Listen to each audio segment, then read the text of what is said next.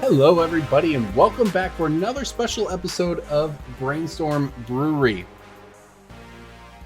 That silence you noted right there, that was Jason not cracking a beer because this is our second, third, fourth. I've lost count. We've tried this intro a few times. It's either fourth or fifth because Corbin doesn't know the difference between those two numbers. That's a reference to the after. I'm playing the Brainstorm Brewery drinking game where every time we do a false start, I take a sip of beer. Jason, we tried to start, it didn't work, and then Jason was disappointed because he likes to crack his beer at the beginning of the episode, and now that was ruined because he apparently doesn't think that you can add beer crack sounds in post. I don't know. This is what we pay JJ the big bucks. His 6-year-old's better than him at the internet. We've been over this. Yep. Yeah, she's only 7, but she's already like she's a prodigy. She's already using the internet like a 9-year-old instead of the 8-year-old, which is what she is. And they look at her and think she's only 9, but you know, in 2 years she will be 13 because she's 11 now. And just looking at her, it really makes me wonder where all the time has gone. It makes you wonder where the car went. Oh man. All right, well, welcome into the show, everybody. We've got a lot to talk about this week. Okay, guys, movie magic. Look. Oh, there's my beer. Oh, I did it. Ooh, glug, glug, glug, glug, glug. Brainstorm Brewery. Yeah, we do everything in one take here on this podcast because we're professionals. Like, how hard is it to start the podcast? I realize, like, some of our segments can be kind of tricky, but how hard is it to go from not talking to me like, okay, we're going to start now? Like, I don't understand. We have lost every listener we have gained since Good. Okay. There has never been a problem starting the podcast. The problem comes from the two of you. Right? Everyone knows that. I try, I get interrupted. I try again, I get interrupted. I stop trying, you interrupt nobody. Pick of the week. Let's do pick of the week right now. Pick of the week DJ and I are just, let's let the inmates run the asylum. Corbin, you're no longer driving the bus. We're doing pick of the week right up top. Get out of here. Sure, pick of the week. Let's do it. Go ahead, Jason. Pick of the week. Pick of the week. Pick of the week. Time for the pick of the week. My pick of the week is a card from Throne of Eldraine. Now, I'm not accustomed to picking foil cards. This is not a thing I normally do. But this card is way underpriced, and I think the fact that it is foil insulates it from some of its reprint risk. I'm looking at Sir Conrad the Grim. Sure. This card is fantastic. It's good in the 99, but it's also good in the command zone. I know Joey Schultz from the EDH Recast has a pretty good Sir Conrad deck that he's definitely domed some people for lots of damage, more than they expected in a single turn. Conrad is I don't want to use the word staple, but like it's certainly a very powerful effect. It's a 2020 effect. Let's put it that way. Yeah.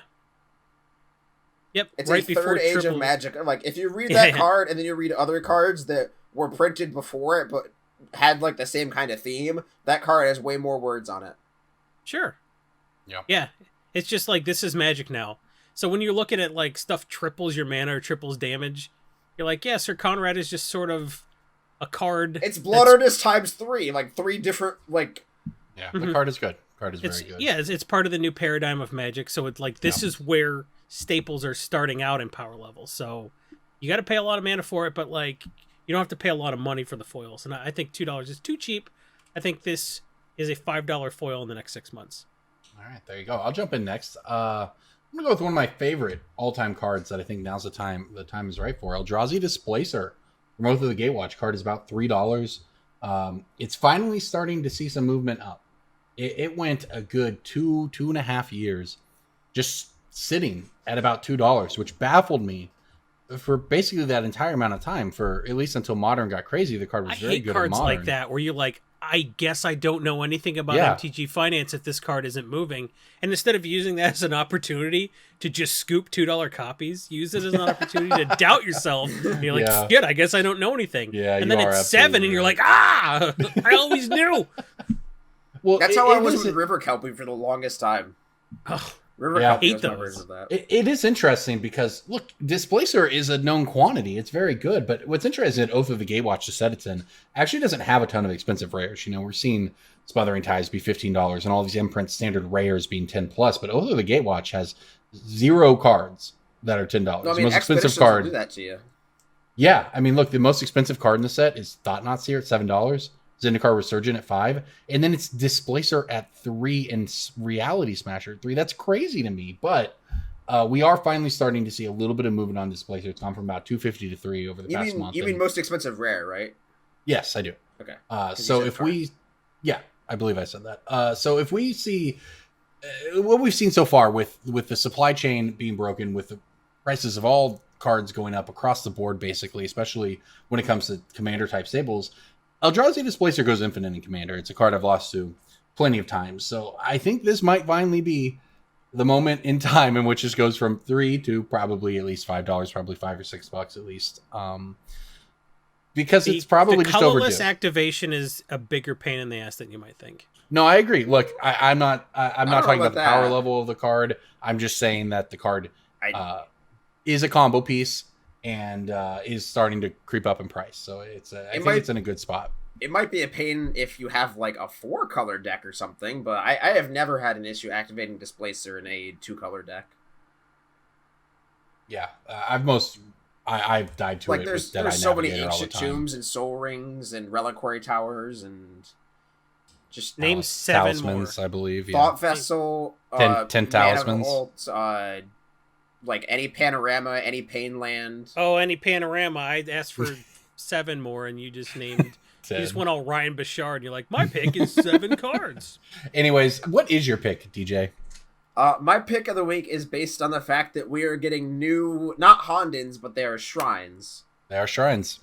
They have the subtype shrine. I think this was pretty obvious for anyone who read Mark Rosewater's little blurb about hints of the set. He's like, we're getting a new, not new, but a returning enchantment key type or subword or whatever. It was super type or not super type. Super type because they're legendary. I don't remember. They're shrines. But I think everybody knew that it was Hondens. I think a lot of people expected the Hondens to be reprinted. But we got 5 new. Is the 5-color one?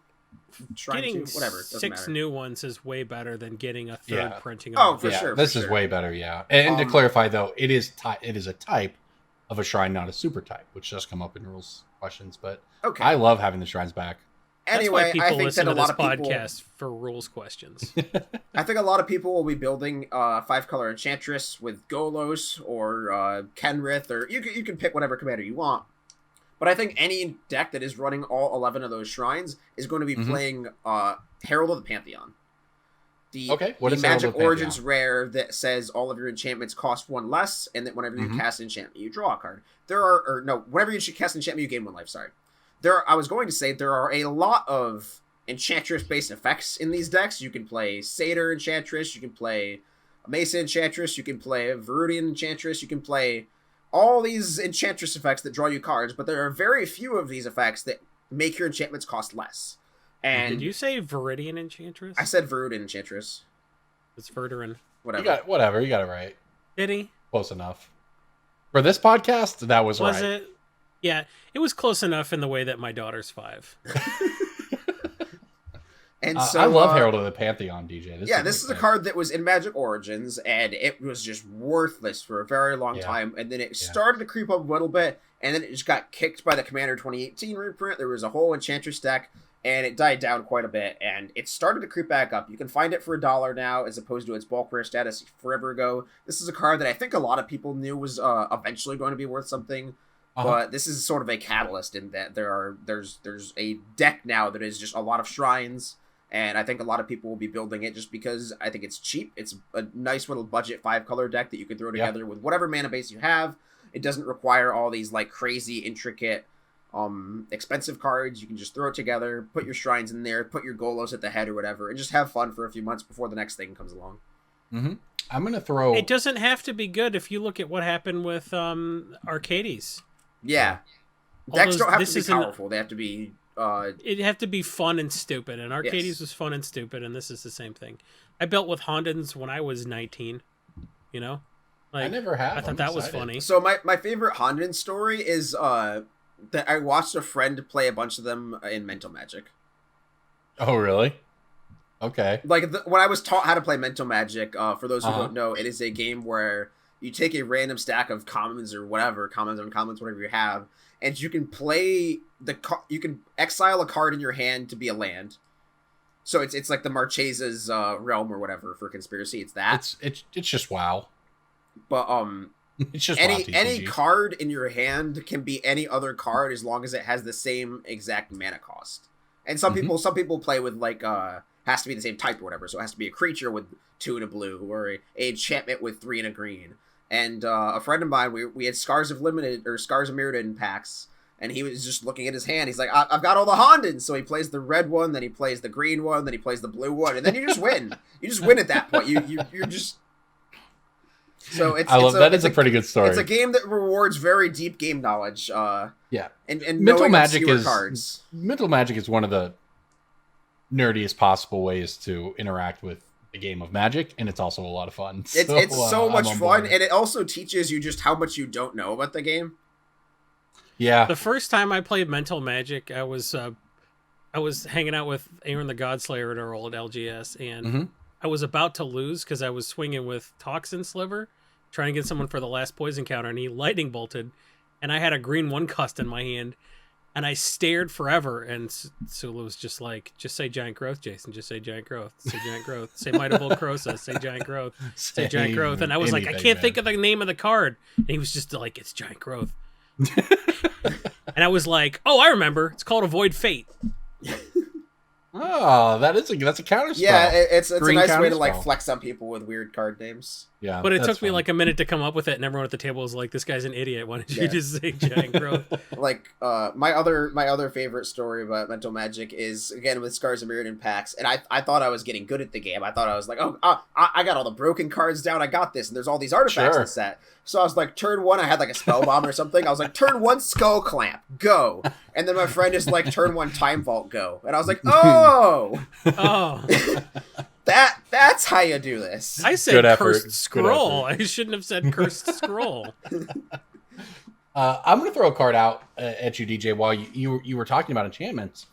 What do you think about the prospects of Substitution Champion from Theros Beyond Death? It's $1. And it's a 1/3 for 3 whenever an enchantment enters the battlefield under your control. Put a counter on the champion and draw a card. So is this the Herald of the Pantheon of this set? I thought about that for my pick of the week, but then I ran into the whole like, wait, there's 900 different Enchantress effects. So like, it is the best one of them, yes, but there's so many. There's so many different versions of that effect.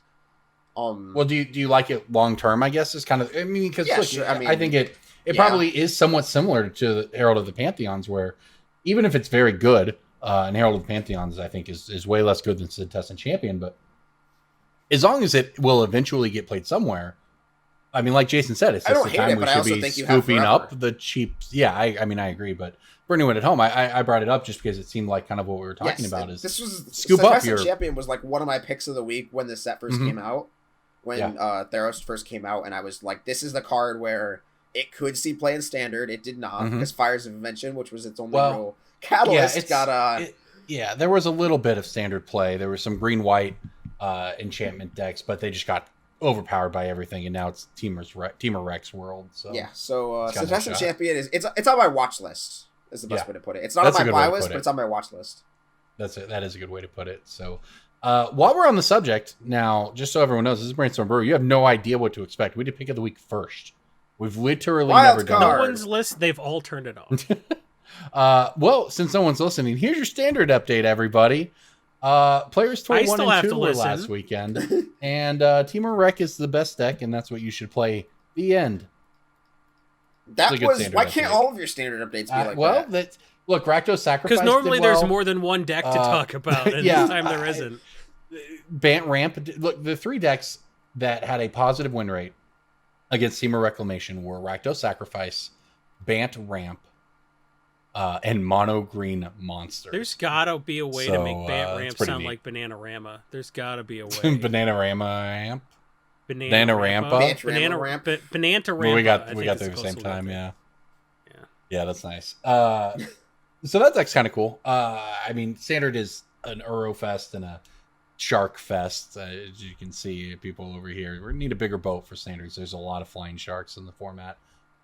So it is what it is. Another player tour next week. We'll see if anything Combat's Teamer. But what this has done is created $30 breeding pools, which is, I think, pretty silly. But that's where we're at. We should have seen that coming. I just learned that breeding pool is $30, so I guess your standard update's not entirely useless. Hey, never useless. Yeah, breeding pool, it's $25 actually for the Ravnica Allegiance version. So what is it on channelfireball.com, your source for channels, fireballs, and channel fireballs? If someone wanted to channel their balls and fire them, or fire their balls and channel them, what would they do? Where would they go? They'd go to channelfireball.com. Do you need channels? Do you need fires? Do you need balls? Get them all at channelfireball.com and fire your balls off into the channel today. How much is breeding pool at our sponsor, Channel Fireball? $28. $28. That's not 30. That's a significant discount. That was great. You know what, Jason? It's a little one note, but I have to say I'm enjoying your pitch. I'm enjoying your ad read. You should see the ad copy. We didn't talk about balls once in their ad copy. Yeah, I'm like, you got balls in your name, own it. And they're like, we're afraid. They send us the ad copy and they say, talk about this. And then Jason says, no, we're talking about channels. We are talking about the 3 salient elements of Channel Fireball. Well, yeah, everybody, please do go check out our sponsor, channelfireball.com. They are great. The content is great. The store is great. The buy list promotion right now is very strong as well. And this is a time when stores like Channel Fireball are offering really good prices online on buy list. So definitely go check them out. Let's move on into our next segment, though. Back to your regularly scheduled programming here. Sudden Substitution. This is the segment where we take a card that is expensive in Commander and that everyone wants to play, and you might not be able to play it because of how much it costs. So one of the cards that has gotten expensive recently, I think it's basically my fault, but Ristic Study has gone way up in price. Yeah, this is all you. Yeah, I mean, I'm just saying there may or may not have been about 15 Ristic Studies that were lost to a flood in my office. So, you know what? I don't know. I think those cards got ruined last year and the price started going up. Willing to build blue versions of Gonti. Yeah, with nothing but damage cards. They were wrecked. They were quite destroyed. I literally. I had the same thing. You see my missing ceiling tile up there? Yeah, definitely had water come in from the outside and just soak that tile. And the tile fell on my sorting tray, and I thought I had removed all the damage cards, and then I looked at my stack of the dark cards, and there were 10 stone tablets and 10 dark Felwar stones. All right, so for Rhystic Study replacements, if you're looking for budget options in Commander, Jason, why don't you start us off? I've got a card that has a tendency to draw a few more cards per trigger than Rhystic Study, because it's harder to pay the mana for this card than it is to pay the one for Rhystic Study, but you do have to pay to keep it around. The card, of course, Mystic Remora. Now, that card's great. Mystic Remora doesn't trigger on everything Rhystic Study does trigger on, but people just don't pay the 4. They just can't. They won't. Yeah, so especially early in the game. Mystic Remora, one, if I'm doing this from memory, but one blue. Cumulative upkeep of 1, which means every turn you have to pay 1 and then 2 and then 3 and so on. And then it's every time an opponent casts a non-creature spell, draw a card unless they pay 4. Unless they pay 4, which they never do. Maybe once I've seen somebody ever pay 4. It's fairly trivial to bring Mystic Remora back from the graveyard. Also, you've got lots of ways to do that. So, I'll play it early and I'll play it often, and it'll draw me a ton of cards. And it's not bulk anymore, but it is fairly affordable compared to Rhystic Study. And if you haven't played it, it's pretty efficacious. So I would definitely recommend looking into that as a budget replacement. Yeah, it's about $7 right now, and frankly on the way up. So if you do think Mystic Remora is going to be your replacement for Rhystic Study, now's probably time to get in on it. DJ, how would you replace Rhystic Study? I've got one that I think you have a very, very long time to get because it's very cheap, and I don't think anybody's actually heard of this card. I have played it once in a couple decks, and it is called Insight, just the word Insight. It is a 3-mana blue enchantment, and it's in the same vein of Carpet of Flowers, where it hates on a specific color. It's whenever any opponent plays a green spell, you draw a card. That was Tempest, right? I know it from 8th edition, but maybe.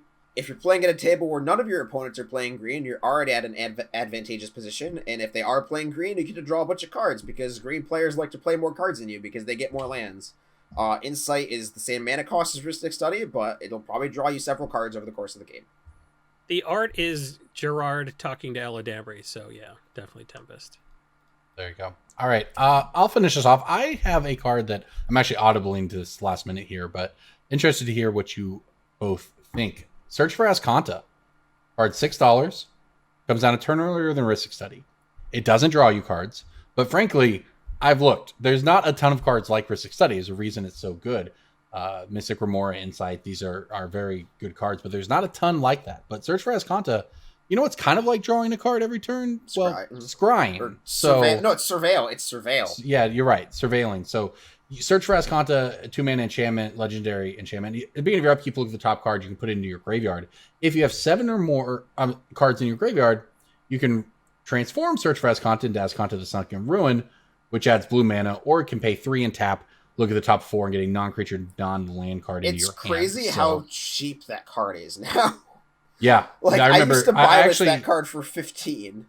Yeah, I actually had to look, and I was kind of shocked. I was like, well, Ristic Study's $30. Yeah, I don't really want to pick a $20 card as a budget replacement for it. But no, Search for Ascanta is only $6 right now, and the card is insane. I love it. It's cheaper than an Ice Age common. Yeah. And frankly, I'll be honest, in my commander group these days, I don't think anyone ever draws off Ristic Study. My entire like every single game, where one person says, I'm not going to pay. Well, then no one pays, and then they, without fail, lose the game to the Ristic Study player. And my group just all accepts the tax most of the time these days.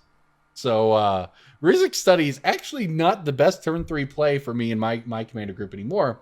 But Search for Ascanta, coming down a turn earlier for 2 mana, sets your draws up for the rest of the game. Eventually transform, at which point you've ramped with your 2 mana blue enchantment, because it becomes a land that adds mana, but then it also provides you gas. So I think it's pretty good. Everybody, those are your budget replacement options for Ristic Study. If you like the segment, make sure to share this. We clip it out and put it on YouTube every week. And if you have any suggestions for future cards you'd like to see us tackle, let us know. All right, let's jump into Core Set 2021. This is what everyone's going to be talking about for the next few weeks. It's a kitty cat set. We've got Grim Tutor, complete blowout for me, as I have an old Grim Tutor. This set has crazy reprints, right? Massacre Worm, Azusa, Ugin, Grim Tutor, Ruined Halo, Containment Priest, Heroic Intervention. Baneslayer Angel. Heroic Intervention's in this set? Heroic Intervention is in this stacked ass set. Yes. Jeez. Baneslayer Angel. We're literally scavenging news. We're literally only talking reprints. Temple of Mystery. Quirion Dryad rarity shifted. Cultivate. Fierce Empath. We were talking about that one a couple weeks ago on the Sun Substitution. Faith's Fetters. Rewind. This set is Solemn Simulacrum. That's going to get down to 50 cents. Wow, 50 cents? I bet it does, and I bet you scoop them. Wow. That's an unreal price for that card to me. I would scoop every one of them, 50 cents. Fingers crossed, I guess.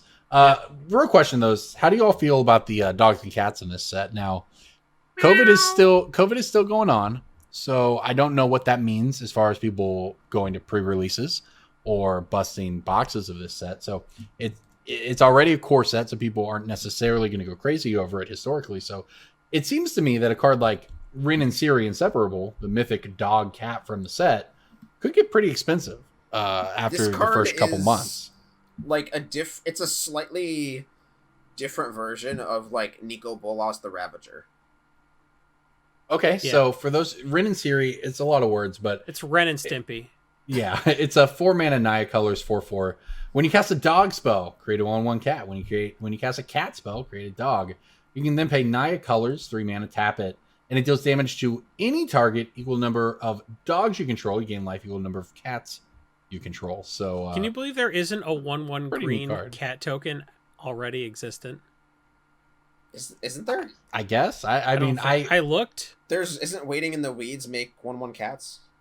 Yeah, but why would they make a token for a card that came out in Mirage? Oh, you meant like a physical. Oh, a physical token. Okay. I see. Yeah. Oh, So wow. Interesting. The physical tokens are going to be in this set. The 1/1 dogs and the 1/1 cats. The only place you can get a 1/1 green cat token without making it yourself will be from this set.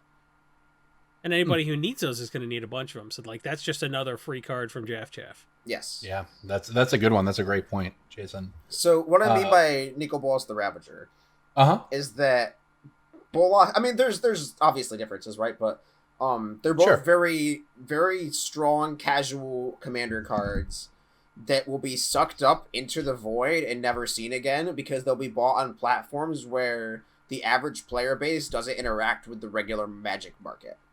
Uh-huh. So like What do you Nico mean? So Bolas- what's an example of that? like Nico Bolas the Ravager it saw standard play for a while, right? It had decks built around Yeah, it. it's all some standard play. But a lot of the decks that it was played in were just like being bought on Amazon and then they're being slid into like 78 card unsleeved decks and then just never touched again. So that card. So you think people were paying? So I want to clarify. Just you think people were shelling out $15-$20 for a Nicol Bolas for a 78 card casual deck? Yes. Wow, that's good data. I assume obviously when you say like, this is people backed do that. up by People buy, your. people buy Yeah. those cards. Like $20 and under is just like that magic tier of like people are still willing to pay $19.99 for something and they're much less likely to pay $20 for something. But Rin and Siri or whatever, Cat Dog, it's going to fill that same role of like cards that will very rarely see play in a sleeve.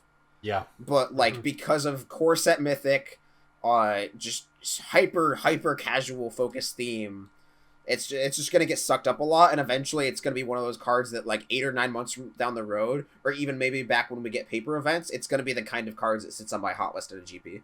Yeah, but I also think this. Right. I think that this will get sleeved too. Yes, Like this I think this is like a card. decent enough EDH commander, and there aren't a ton of good dogs in these colors, but there are a load of good cats. So you're gonna be making a ton of dog tokens, and then doubling that number of dog tokens with your Anointed Procession, and then making them angels with your Divine Visitation. So like All dogs every go time- to heaven.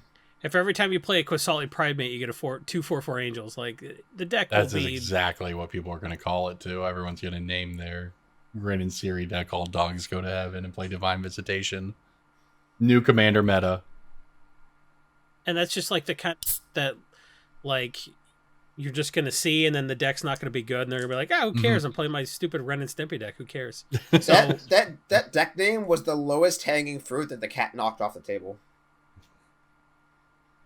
All right. I am excited about all of these. By the way, I think we forgot to mention Azusa in the reprints there. No, we this mentioned set it. is okay. Whatever. This set I is said it, unreal. but so my contribution to the discourse was Minimal at best. not respected, is the way I would put it. Oh, I see.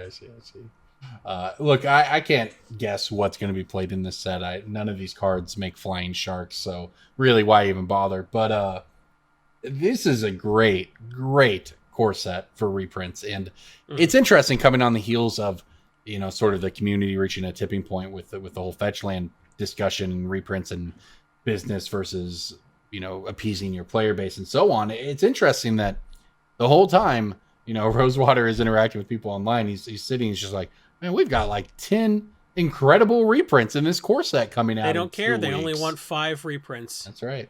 Magic players only want 5 things, and it's disgusting.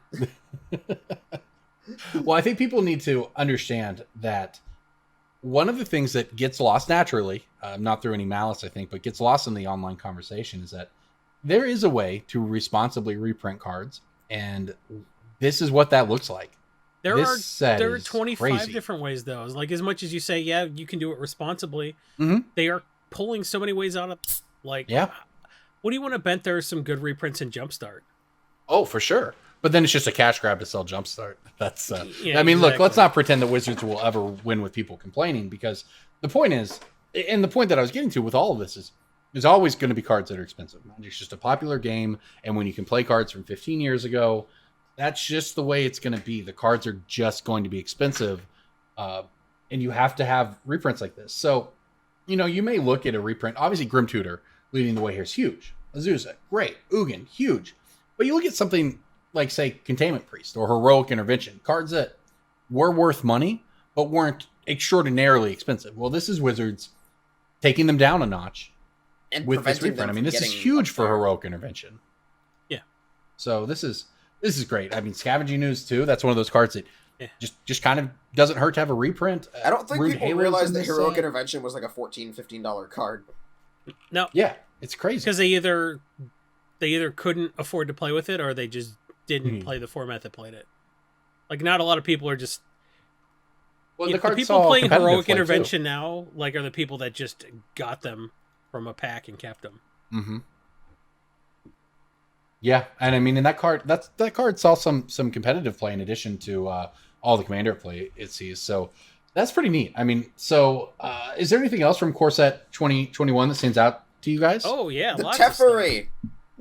Why does this card exist? Teferi. Why does Teferi exist? Why can you activate something 4 times in a turn cycle in EDH? I don't care about that. I care that there's 14 different versions of it. We know. And they're Yeah, but I'm gonna have to look no, identical. okay, so I made this rant last week. I have to make it this Uh-huh. week, and then I have to make it 2 more times because 4 is the new meta. No. They're different rants. They are slightly different rants. This is the full art version of the rant. If DJ has to make 14 different entries in his TCG player store and figure out which identical He gets a looking card rant is for it, everyone. yeah, man, that's only fair. Okay, but sure. Is this card any They're good? literally, In, what are there? You Are have there to take 9 these different 4 into a Home versions? Depot to tell which version it is.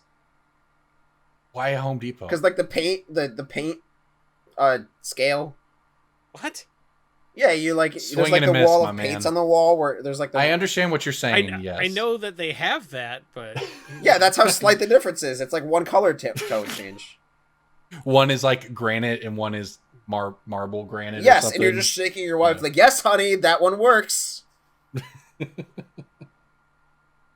you Great. joke, but like our kids' bedrooms are 2 different shades of hunter green that had different names.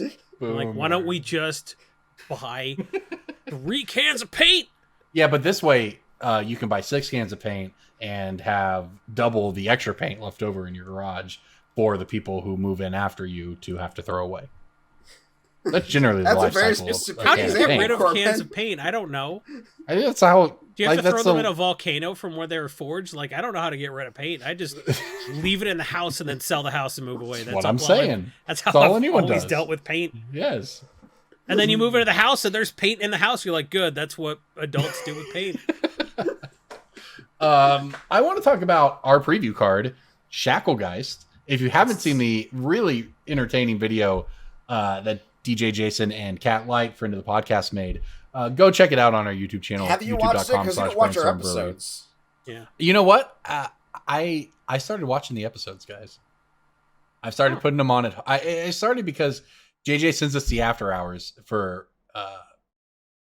review before publication, and I almost always have to be like, I can't believe you even put this in there. This will get us all ruined. We're not saying this. This is too embarrassing or too out there or too much curse. Whatever. We're not doing it. I always have to peel back on it, but it got me into the habit of kind of listening to some stuff. And I'm at home working. And maybe I'll put on the podcast, see how that thing we said came across.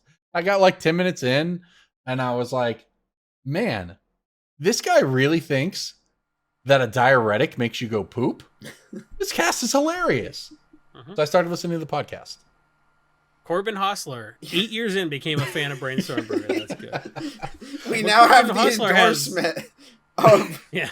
Of one of the cast members. We did it. Maybe he'll follow us on YouTube and get those numbers up. And hey, if you wanted to follow us on YouTube, it costs $0 and it's a good way to. it costs you -$, because you get an entry to win like a $500 card. Well, I mean, that's the thing. We are doing that contest, but I wanted to say it's a $0 way to support the cast. And if you want a $1 way to support the cast, go to patreon.com/Brainstorm Brewery. Because for $1 a month, you can have access to our Discord server where we dunk on Corbin constantly. So statistically, if you enter the giveaway 6 times and then Okay. sign up at our $1 level, based on the odds of you winning duels, you are still likely It's plus ahead EV. financially. Like It's plus statistically, EV. if you break down the EV of the duels over all those days of the Discord that you're signed up, you're still ahead financially. Wow, that's a good one. That's a good take. And honestly, if you take our financial advice and you pay something like $10 a month to have access to the spreadsheet where we put all our picks of the week and breakings bulk in early, if you're not making $10 a month with our financial advice days before everybody else gets it, like you're not trying. Like I think we have the best Patreon pitch because our Patreon actually pays itself off. That's what I think. Hey, I'm on board. What do you guys become a patron finally now that you're finally listening to the cast? $1 level. Here I come. What level do I have to be at for you to put my picks into the sheet instead of the other way around? We should have an intern. Let's make the intern do it. Well, is there anything else you guys want to talk about from the set? I mean, there's a lot. We're gonna have a set I have two review. rogues. Okay. I've been trying. You like, what do you want to talk about? I want to talk about a lot of shit. Go ahead. I want to talk about how hilarious Hooded Blightfang is. What card is that? It's the 3 mana 1/4 Death Touch. When a creature you control with Death Touch attacks, each opponent loses a life and you gain a life. Oh, sure. Death Touch Tribal. And it Death Touches Planeswalkers too. Whenever a creature you control Death Touch kills a Planeswalker, you destroy it. When it hits it, whenever it people die when they are killed. Jason, he killed that Planeswalker to death. I think Conspicuous Snoop is actually playable in Goblin decks. I think that card is quite good. Yeah, that card is that's going to be an actual staple. I think for those who don't know, it's red 2/2 Goblin Rogue. Play with the top card of your library. Wait, it's a rogue? I didn't care about it until now. It is indeed a Goblin Rogue. You may cast Goblin spells from top of your library as long as the top card of your library is a Goblin card. It has all activated abilities of that card. So the way this works is you Snoop on turn 2. You play Boggart Harbinger, Sweep Breaking Bulk pick, by the way, now, to put Kiki Jiki on top of your deck. You use Conspicuous Snoop to copy Kiki Jiki 1,000 times. You now have 1,000 Kiki Jikis to Snoop. Then you use the last one to make a copy of the Harbinger, and you go put a Mog Fanatic on top of your deck, and you then sacrifice 1,000 Kiki Jikis to deal damage. Maybe not Mog Fanatic, whatever the Goblin is. You can't copy the Harbinger and tutor something with an activated ability.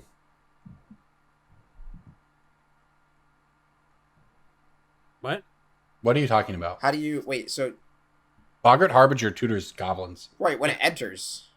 Yeah. Yes. So when the token that's a copy of Goblin Harbinger enters the battlefield... It puts a goblin on top of your deck. Yeah, you can get a different... That goblin is Mog Fanatic, and then your 1,000 Snoops, which are copies of the Snoop, not the Kiki Jiki, so they are now all copies of the Mog Fanatic.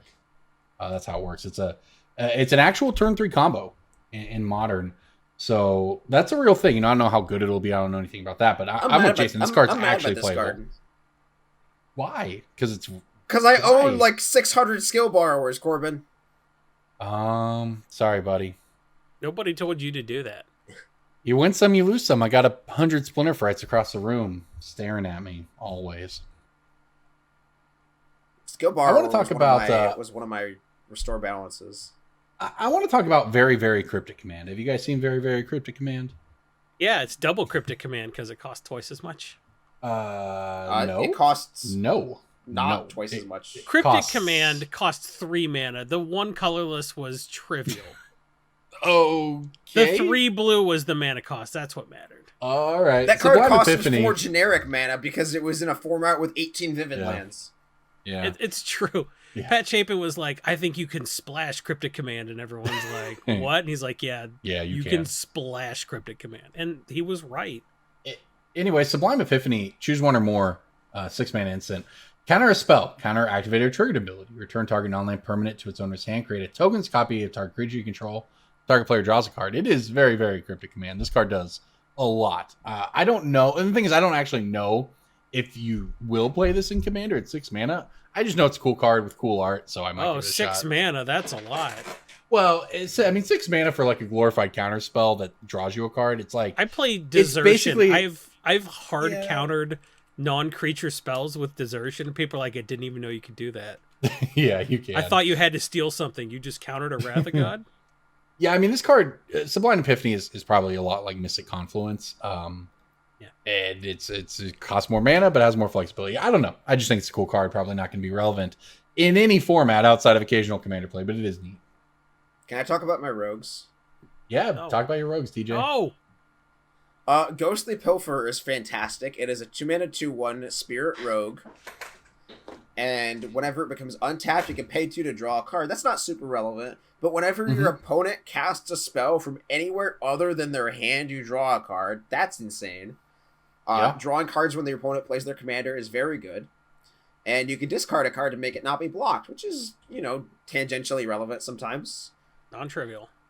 And then we have another rogue tribal card, Thieves Guild Enforcer, 1-mana 1/1 flash in black. Whenever it or another rogue enters the battlefield, each opponent mills 2 cards. Don't really care too much about that, but as long as an opponent has 8 or more cards in their graveyard, so basically as long as you're playing Magic the Gathering Commander, Thieves Guild Enforcer gets +2/+1 and has Death Touch, so it is a 3/2 with Flash and Death Touch that triggers Sig when it gets in there, and this card is great. Both those cards are fantastic. They have cool art. Are you gonna play Tavern Swindler? No, that card's a reprint. that card's It sure is. So you had the chance to play that card this whole time. correct, and I declined to do so. Coward. What? Jason, what's next for you? I mean, you said you had a lot of cards. What else stands out to you? 9 lives, I think, is gonna affect a lot of stuff. People are Really? already talking about, Solemnity is a card that goes up like every 3 weeks now. Yeah. Like when Solemnity was first printed, I was like, I don't care about the price of Solemnity. I care about the price of Decree of Silence. Now you care about the price of Solemnity. But now, Solemnity's not moving prices. It itself moves, and it moves a lot, and it's like $5 right now. It's I think moving. I think I also like Harmless Offering and stuff like that. I think Zedger Really? decks are just going to be like killing people with 9 lives. Okay. 9 lives is a pretty sweet one. It is definitely one of the more unique cards. Because the counters go on 9 lives, they don't go on you. So you can give somebody a 9 lives with 8 counters on it. I see. Okay, well, it's a 3-mana white enchantment. It has hexproof. If a sorcerer deal damage, you prevent it and put in, what is this? An incarnation counter on 9 lives. Sure, I guess that makes sense. When there are 9 or more incarnation counters on 9 lives, exile it when it leaves the battlefield. You lose the game. So yeah, Jason's right. If you can donate it to somebody or Harmless Offering, and the thing is, this might be dumb. This might be dumb. Harmless Offering also has a cat on the art. Yeah. Just for the record, I mean, It's that got a lot of alone cats on the art. probably It's not a makes it cat. spike. It's got a tail, so it's not a cat. What? What? The cat has like a weird tail thing. It's not a cat. It's something that looks like a cat, but is insidious. Is it That's why Eldritch it seems Moon like cat? a Harmless Offering. I see. It's an Eldrazi cat. Maybe it's like the Flurkin or whatever from That's- yeah. Captain Marvel. The cat Drazi. Yeah. Interesting. Cthulhu. Yeah. Yeah. Very nice. Wait, I found another card I'm mad about. Sure thing, DJ. They Is it reprinted Gadrak, the Glorious Crowns? Anthem with the JSS art. I think. Yeah, I think you're right. So that you don't like that?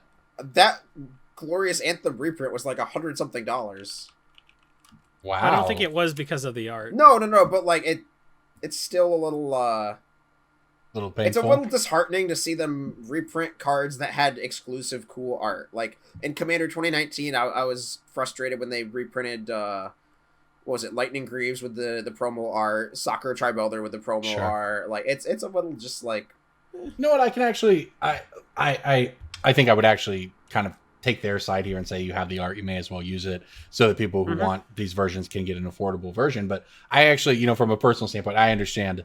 It's kind of like it's kind of like Grim Tutor.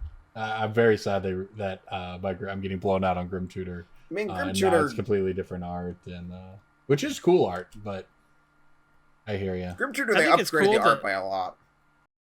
All right. Well, we will be back in a couple weeks with a core set preview for core set 2021. We'll talk about the prices of everything and how we expect things to go from there. But for now, let's go to the segment that typically occupies the top spot of this podcast, but is now, I guess, the pick of the week because it's Brainstorm Brewery. You never know what we're going to do. But right now, we're going to do Breaking Bulk. Breaking Bolt time. Breaking Bolt time. Oh, yeah, Break and Bulk. There's so much good stuff. It's a pick. Breaking bulk. The end. Who wants to go first? I'll go first. I have a Darksteel Common artifact. I don't think it's difficult, but it's only 90 cards. Good. Yeah, I know it's a lot of cards. It would be difficult to guess, but the card itself is not anything weird. Core Tapper? No, it's a non-creature artifact. Core Tap was Core Tapper common? It's a non-creature artifact. Is it an equipment? No. Darksteel Pendant? No. Is it indestructible? It is. Is it Darksteel Ingot? It is. Okay. Cool. Yeah, so Darksteel Ingot. This card has been printed a bunch. I definitely just guessed it Darksteel. Yeah, because it was Darksteel. Well, Darksteel Ingot is interesting because I think a lot of us and a lot of Commander players in general have kind of gotten to a point where it's starting to creep down the list of mana rocks that you want to play. When I started playing EDH, people were playing Manolith. Yeah. Darksteel Ingot is great, but when you've got nothing but Arcane Signets and full Talisman Cycle at 2, there's so many 2 mana rocks that are good. Darksteel, I still play Darksteel in a few decks, but it is sort of fallen out of favor. So it surprised me to see that the card is still 75 cents, despite being printed 1, 2, 3, 4, 5, 6, 7, 8 times, basically. Plus a couple more rare versions. But Darksteel Ingot is 75 cents. It's a pick. You'll get your dime for it on a buy list and feel good about it, and be surprised that the fact that anyone is even still playing it, because I have to say, I don't know if they're going to be playing it in 5 years at the rate we're going with Arcane Signets.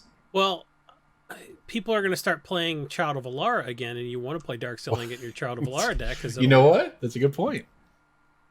I literally last week wrote about Child of Alara on Cool Stuff Inc., and I was like, oh man, I want Darksteel Ingot in this deck. You're right. I've never played Darksteel Ingot in like the past 2 years. But hey, man, it's making a comeback. I guess, you know what? I didn't think about it like that. I don't know how long people are going to stick to Child of Alara here. But it got so much better with the new rules.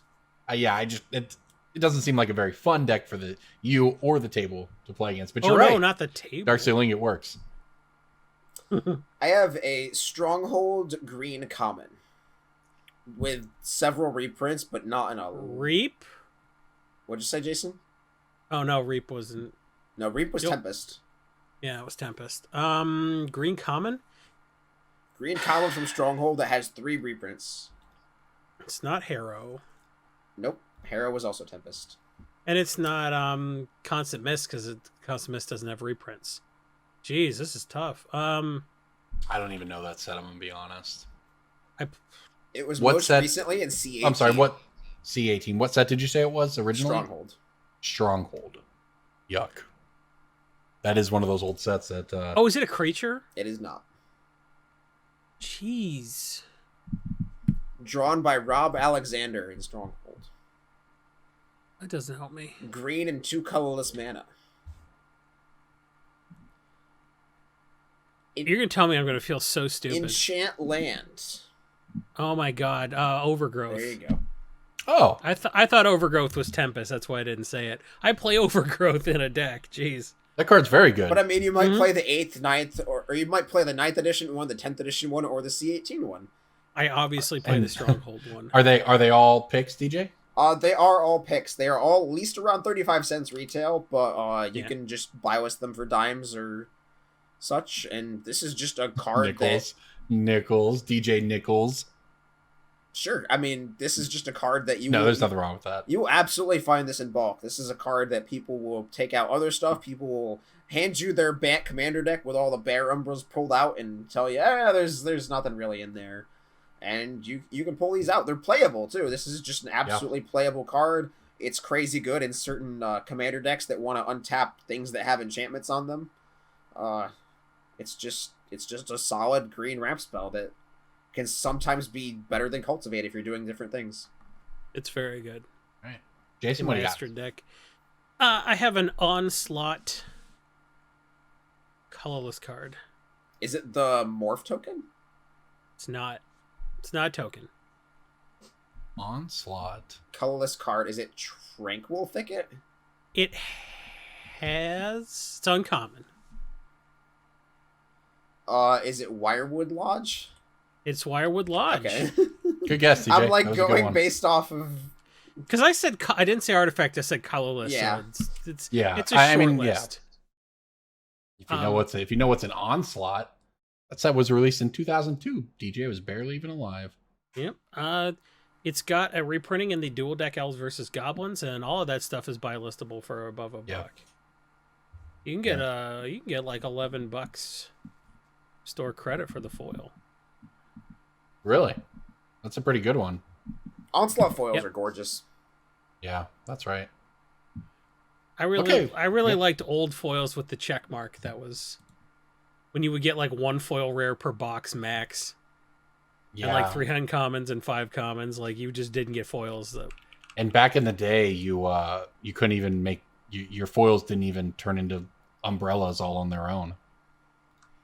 Your onslaught foils actually looked like onslaught foils today instead of something that's, I don't even know what you would say, something's gone horribly awry. I was looking through piles of cards in my house sorting the other day, pulling stuff that had come from the store a few months ago, and I don't know if it was the sunlight into the cases or what. We had everything in glass cases, but inside plastic cases, inside the glass cases. Some of the newer foils, and these cards have essentially barely been even exposed to air over the past several months. But some of the newer foils are just they just look like, I'm going to pick up a card next to me to show everyone on camera. They just look like this. It's just crazy. Like some of them are bent in weird ways you didn't even know cards could bend. I don't know. So yeah, you're right. Onslaught foils look pretty good. All right. Is there anything else that you two would like to talk about before we get out of here this week? All right. Well, tell everybody where they can find you across the interwebs. DJ, why don't you start us off? My name is Douglas DJ Johnson. It has been a pleasure being on this episode's 4-hour episode of Brainstorm Brewery. We're just getting started, baby. It's half an episode of Fast Finance, baby. You can find me at Twitter at Rose of Thorns. The second O is a 0. You can find me at Magic Fests when those become a thing again. You can find me under the hashtag Card Garden. You can sell cards to me or buy cards from me, or you can buy or sell cards with 95MTG, which is the company that I am employed with. There's a lot of ways you can interact with me through cardboard. Jason, what about you? Well, I'm on the Twitter at Jason E. Alt. And if you check out my pin post, it talks about all the various places I produce content around the web. I'm a writer for Cool Stuff Inc. and MTG Price. I'm on this podcast and a podcast called Film Hooligans, where we talk about directors' filmographies. And I'm the content manager and, I guess, acting manager on edhrec.com. That's the one. All right. Well, there you go, everybody. I'm Corbin. You can find me at Chosler, Chosler, on Twitter. I have Mining Modern and Punting Pioneer videos up every Thursday for Cool Stuff Inc. If you play Overwatch or Call of Duty League, I guess I write for those as well. You can find the Advantage Bar on Wizards YouTube channel. I've been doing that recently. That's a fun show with Cedric Phillips and Maria Bartoldi and Riley Knight and Corey Baumeister. That's a cool one if you want to check out sort of the latest news in competitive Magic. But until next week, everybody, thank you so much for listening. This is Brainstorm Brewery. Frankly, thank you for sticking with us through this one. This will be a fun one for our editor to take care of. But I'm sure if you're listening to this, you've had a great edit that you've listened to for the past hour. So everybody, thank you so much. We'll see you next week.